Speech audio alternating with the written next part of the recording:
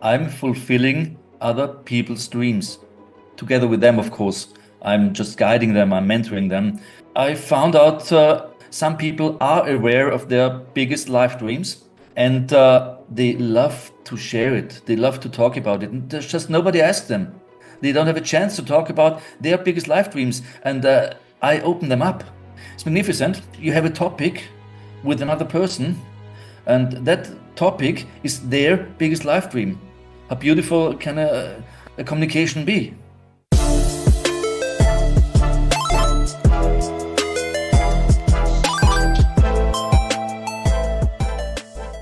Welcome to a new episode of Business Meets Life. Today we're traveling to amazing Austria, meeting Thomas Taut.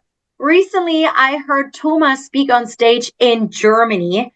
He's even a best-selling author, has several PhDs, and oh my gosh, he ran 7 marathons in 7 countries within 7 days. Thomas, welcome, and tell us, how were you able to make such an impossible thing possible? Thanks for the invitation. Actually, it was not only 7 countries, it was 7 continents.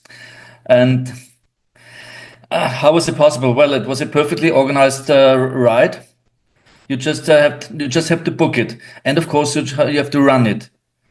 Preparation was crucial for that.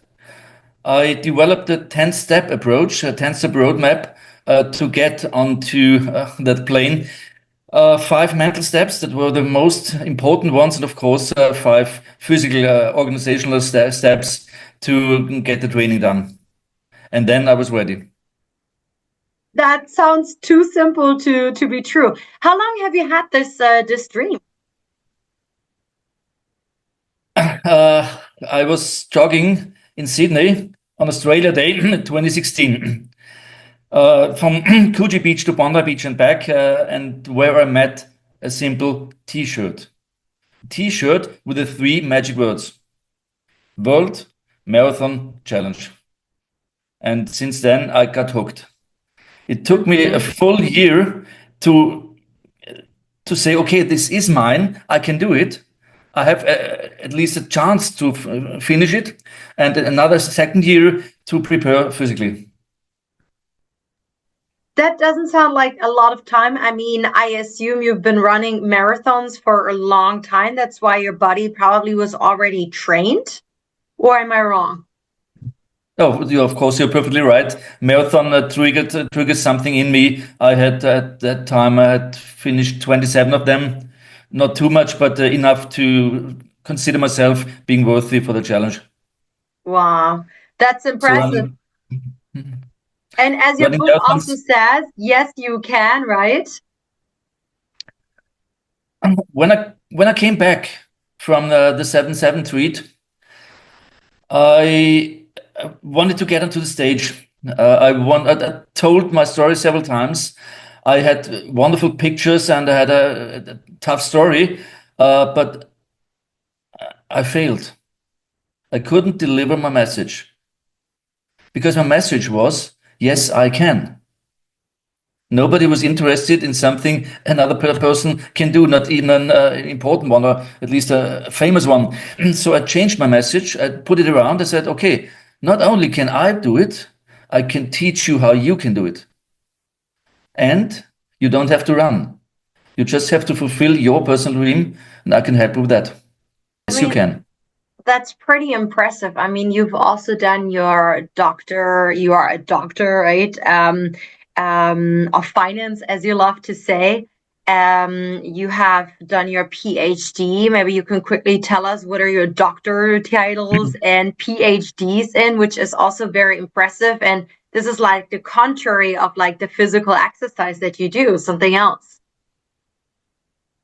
True. Well, I started off with studying physics, and I did my PhD together with Nobel laureate Anton Zeilinger. That was the last Austrian Nobel laureate, and we proved, no more or less, that neutrons, mass particles, can fall upwards.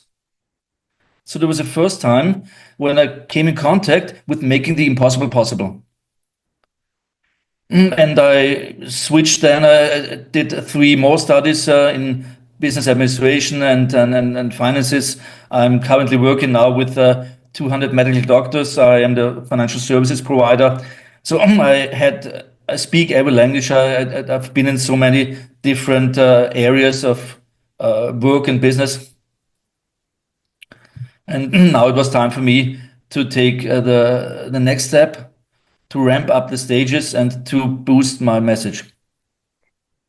It's super impressive of what you have already achieved, and I absolutely resonate with your message, as you said, making the impossible possible. So tell me a little bit more. I mean, you could say like, hey, I, for example, have Asperger. I hope that this is the correct English word, Asperger, which is kind of like a disease. Maybe you can quickly explain what it is. And a lot of people, they make excuses, right? They say, oh, because I have this disease or another disease or so, I cannot do this or that. I remember when you told me you had this, you said you spoke in past tense. You said you had it. And you were even mentioning that people who usually have Asperger, they cannot be successfully speaking on stage. And you're a very successful, inspirational keynote speaker. That's why I definitely wanted to interview you on the podcast. How did you overcome that? Actually, I always followed the hardest path. And Asperger, that's a special form of autism. Maybe you have an idea what autism is about. It's about cannot reading people, therefore having problems in the communication. Usually, something is diagnosed as a child during school. It was not in my case. My wife, a medical doctor, she came from a German congress, and she said, "Oh, Thomas, I've heard about autism. That might be you. Go and have that checked." I did that. I found one of the counselors for that area, and she diagnosed me with Asperger. Yes, I have it written. And she helped me and she trained me to get rid of it. So that actually it was possible. But Asperger is not only autism; it's a special form. You are a genius in certain areas, and therefore it's proven that I excel in everything I pick on. And it was physics, it was finances, it was business, and now it's speaking. I told you, Asperger has problem talking with one person only. One-on-one is it's already hard, but one on many, that's totally impossible if you don't have that cured. And finally, I did it, and I'm now being sane again. That's amazing. I mean, you're such a role model in many aspects of life, and you're still so young. I mean, in Austria, we can see you all over the TV, even. You're mentoring so many people nowadays as well. I remember at the event in Heidelberg, towards the end of your speech, you then asked the whole audience, I think 150 people in front of you, what is your dream? And then you said, send me your dreams. And several people reached out to you. I mean, number one, you made us think, like, what is my real dream, right? Because a lot of people would never think about it, or maybe they know it, but they don't have the courage to say it out loud, nor to write it, especially to write it to somebody else. I mean, somebody could laugh about it. Why was that so important for you? That you challenge people to communicate or to come up with a list of their dreams? Why would you care? Well, that's my pitch. That's what I'm doing. I'm fulfilling other people's dreams together with them, of course. I'm just guiding them, I'm mentoring them. And I found out much earlier that some people, it's about 10 to 15%, some people are aware of their biggest life dreams, and they love to share it. They love to talk about it. And there's just nobody asks them. They don't have a chance to talk about their biggest life dreams. And I open them up. It was really, it's magnificent. It's magnificent. And you have you have a topic with another person, and that topic is their biggest life dream. How beautiful can a communication be? And not only I asked them to give them, pass them on to me in written, but they also they do it in exchange of a book copy of mine. So that's a fair deal. I invest my €7 for a life dream. And that's how actually I was one of the lucky ones. I think I was probably the first person who sent an email to you, sharing my dream, and you definitely have made me rethink my dreams. I added some new dreams to my list actually, and last year a lot of my big dreams also came true. We have a lot in common when it comes to international keynote speaking. My key takeaway from just this now is, you know what? I think you have just inspired me that tonight I want to send a message to, because it's kind of late, to my family members and ask them, hey, what's your biggest dream? I don't think I would know my dad's biggest dream. And then this is something like where I can have a conversation with them and maybe I can be part of this and help them fulfill their biggest dreams because nobody is too old for fulfilling their dreams. Now, Thomas, what's your next big dream? I mean, you tackled business, finances, physics, the physical part, marathons on 7 continents within 7 days. What's your next big dream? And now you're even excelling on stage too. Actually, this is my next big dream. I only got started with conquering the stages. I want to go international. I want to, well, go to the whatever the English-speaking areas are in the world, Australia, US, whatever, Shanghai, maybe. And I want to get even more experienced in that area. I want to collect even more life dreams. I'm guiding people not only to the Paralympics, but also to the Olympic Games in Los Angeles. When two of my mentees actually want to participate there, I am building a lot of businesses. I'm taking other people up to their stages. So actually it's life enriching. And my life comes together. All the different aspects I've already experienced, they all come together on that point on stage where I say, yes, you can. Give me your dream and let it fulfill.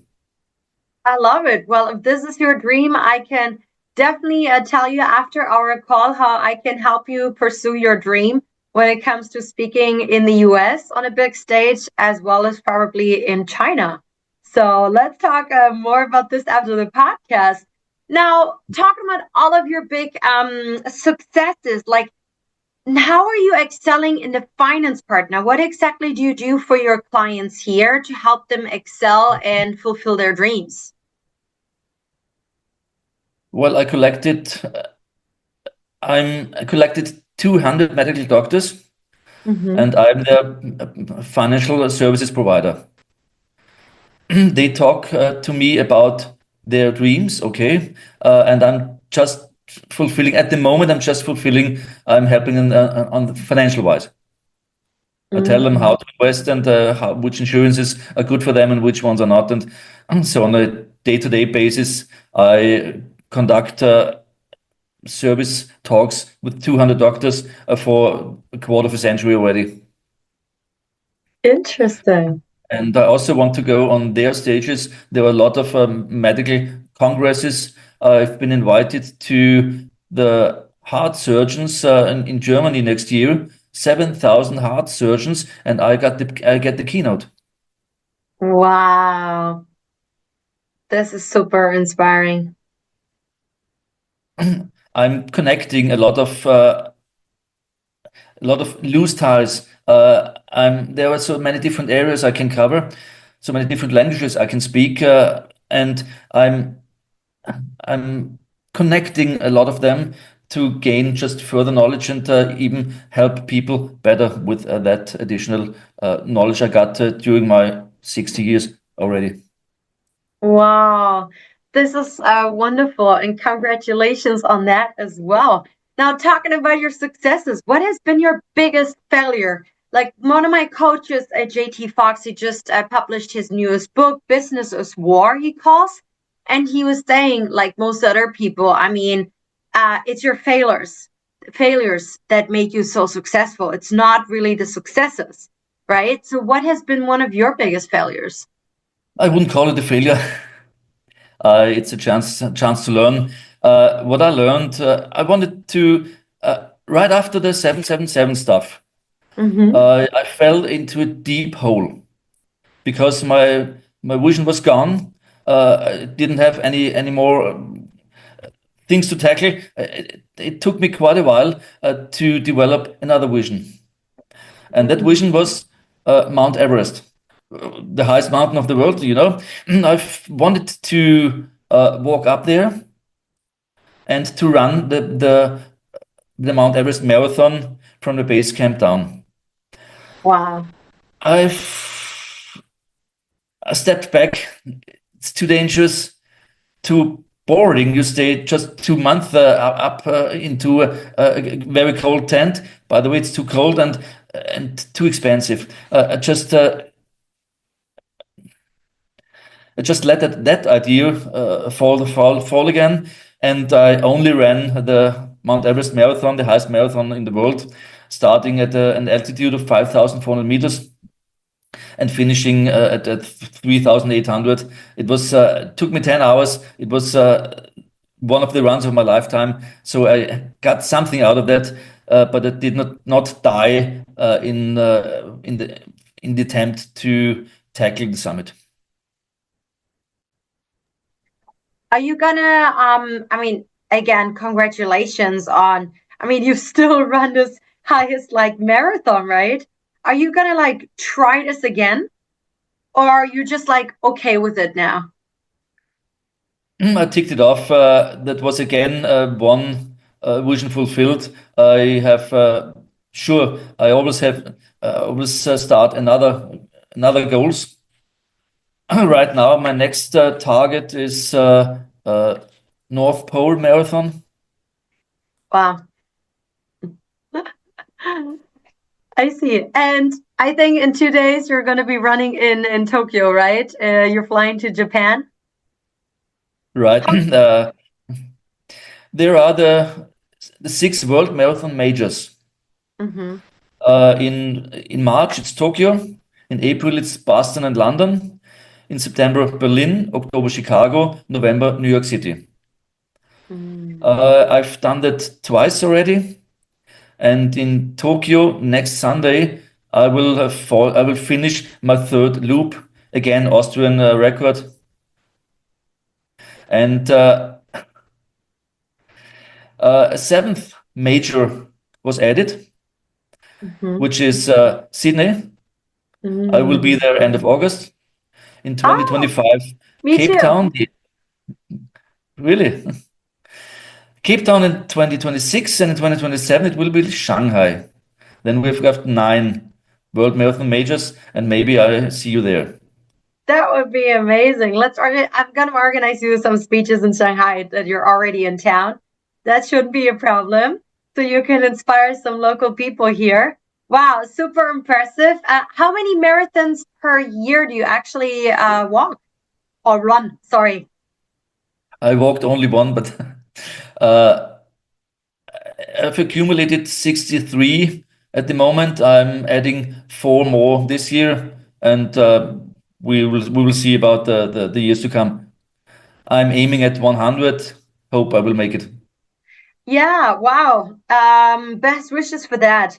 Now, what exactly is your definition of success? Because you are such a humble man and you are full of successes in so many different fields.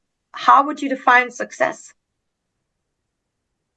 I I told you about one of my diagnoses, which was Asperger. I have a second one, and that's this one also dates back to my childhood. It was asthma. My lungs don't work as they should. I've been I've been imprisoned for 4 months without toys, without uh, clothes, not allowed to leave the room. The windows always open, even deepest winter. I was washed in one metal bathtub once a week, and everything in me called freedom.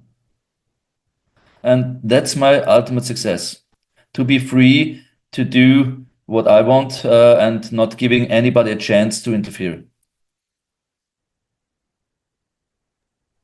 That's impressive. Now, unfortunately, here in China, I meet a lot of people. And yesterday, I was meeting one of my Chinese employees. He's 25, been working with me for 1.5 years, but he's still young, right? And he still has, like many people, they have this definition that success means money, because with money, you seem to have everything.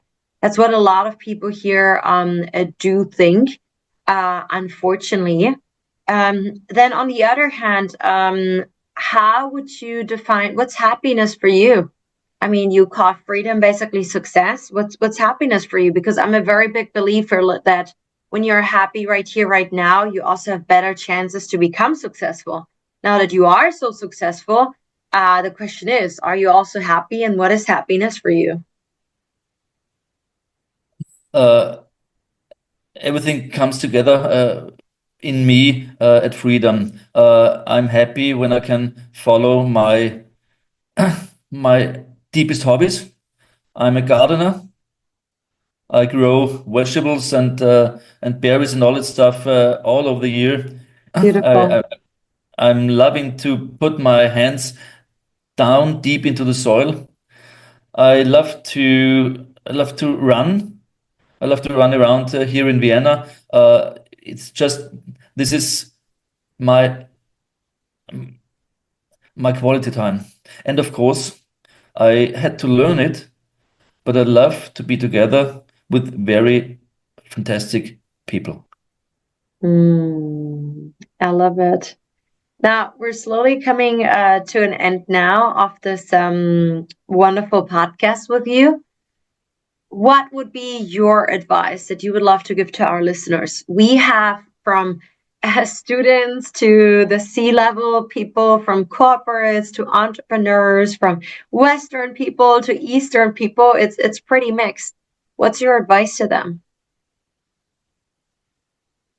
When I entered the stage, I've learned several quotes. They touched my life. There, three of them. Okay. First one is better be clear than clever. I always thought I want to be clever. I'm the most, I have the biggest brain, and I can argue my way out of every situation. But people love people who are just clever, who are just clear, who tell them what they stand for, who tell them what to do. That was one thing. Second Mm. thing is on a stage quote: if you can't hide it, highlight it. I always start my speeches in Germany with the sentence, I am from Austria. Yeah, and I said you're German in the beginning, right? We had to retake it. Uh, so if something you just cannot hide it, talk about it. Make it a Mm. topic. And most important quote I learned on stage, the stage is not different from everyday situations you are facing. Perfection triggers aggression. People are not loved for what they have accomplished. People are loved for what they have failed, as you said earlier. And nobody expects you to perform 100%. Mm. I that's what I did big times of my life. And then now I say I'm fully content with having delivered 80%. Hmm. And the biggest people on the stage, when they check until the end that they perform to 90% plus, they they do failures. They just put some fillers in to get touchable, to get the people can build a feeling. I'm not yet that far, but that's an idea in everyday life. Don't be perfect. Thank you so much for your sharing. I was just thinking all good things come in three. That was our third trial now for the podcast. I'm so happy and grateful that it worked out. And actually, I want to give an action point to our audience here. I tell you what I'm going to do. I'm going to go back to my list and my vision board here of my dreams. I have not updated my vision board yet since I updated my dreams list after listening to Thomas's amazing speech.